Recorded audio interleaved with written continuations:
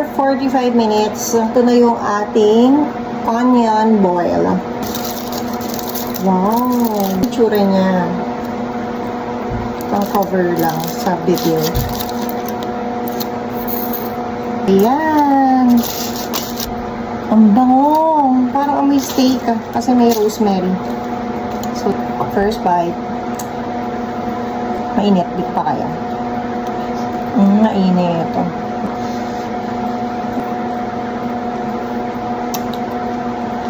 Ang sarap.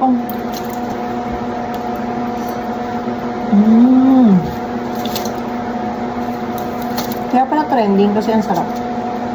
Hindi siya air fry or oven. So, 12 na. Kaya bukas ang kain ko 4 o'clock p.m. 4 p.m. Pero sarap. Kuha na rin kayo guys. Ang sarap Oh.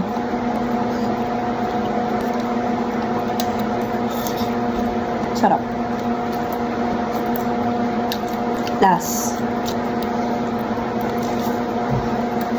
Kaya, itry nyo na rin. Thank you for watching.